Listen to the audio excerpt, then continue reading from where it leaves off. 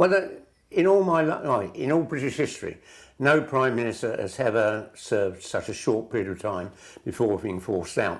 And I think an awful lot of Tory MPs realise she's not up to the job. She isn't capable of being a competent Prime Minister. And that was the main reason for driving her out. I mean, I've been watching her on television all through a very short period. It was all more like entertainment than news, you know. And so literally I'm not at all surprised she's gone. I've been expecting her to go a couple of weeks ago. The majority of Conservative MPs realised she was a disaster. The budget she brought in was a catastrophe. Our economy now is in a worse position than for decades. We're facing continuing erosion of our economic strength and so on.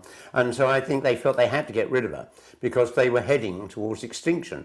If they hadn't got rid of her, at the next election in 2 years, they were heading for being reduced by about 3/4 of their size in Parliament. It would have been the biggest Labour landslide in my lifetime. I think that the real problem is that you've had, more Conservative leaders in this last 6 years.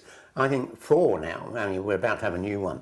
And this is just, there's never been anything like this, you know. And I think people assume she might be a bit better than she turned out to be, or that the others were even worse. But the simple fact is, if the Tories had selected Rishi Sunak as their leader, he would be there, they wouldn't have been getting rid of him, he was doing a lot better. Although I don't agree with his policies, I think he was an extremely competent Chancellor of the Exchequer, whereas she just wasn't competent. And literally, I'm 77 years old. In all my life, there's never been such an incompetent government or such an appalling Prime Minister.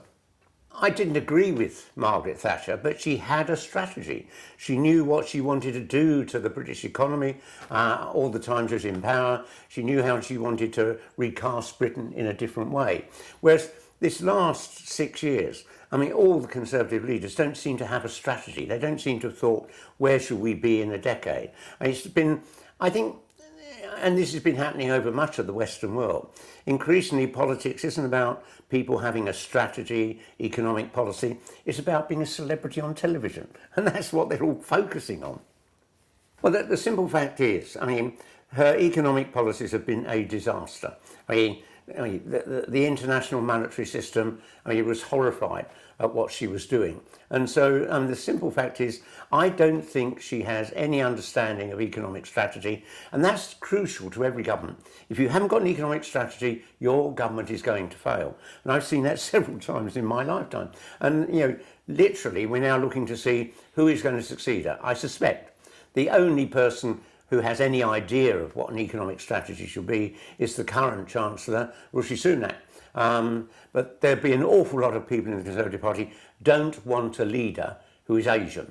And there's deep racism in the Conservative Party. I've come across racist Conservatives all my life. She had 2 disastrous mistakes. The first was to create a cabinet filled simply with people who'd voted for her, not the most talented people. So this is a pretty useless cabinet that we've got. And then the simple fact is there just wasn't an economic strategy. You have to have one. When I got involved in politics, I had to study the economy, understand how it works. When I was Mayor of London, you had to focus on how can you get investment in your city. She didn't seem to have any understanding of that. And therefore, as I say, when I was watching you on the news programme, it didn't look like news, it looked like some sort of comedy. It was somebody who couldn't be taken seriously. But this 45 years has been... 45 days, sorry. Oh, sorry. Yeah. This 45 days has been the worst period in my lifetime for any government. It's been chaotic. We're now in a real mess. And now you've got to see if the Tory party can select a competent leader who's going to have a strategy, can lift us out of it, they might have a chance of winning the election in 2 years. But if they don't do that, they face their worst defeat in my lifetime. If we're going to stop the crisis of the lack of confidence in this government, the big thing is to get rid of it. Either they've got to select a competent leader who can turn it round, or we've got to get rid of them. The trouble is, under our system, they could hang on in power for another 2 years. Our economy could get worse and worse in all that period. But I do think an awful lot of Tory MPs realising they face losing their seat at the next election, might be looking for Rishi Sunak to be the next leader because of all those potential candidates. He's the one who understands economics the best. If you look at America, you can't elect a president. I mean, a president can't come to power unless they've been elected, you know. Here, I mean, we've had, one prime minister after another, without going to the people to say, who do you want? And sadly, there's nothing Labour can do to trigger an election because the Tories have got an 80-seat majority. But we should change our laws so that if you create a new prime minister, they have to have an election to get the support of the majority of the public. But if you're going to have a competent prime minister, they have to make sure their party is united.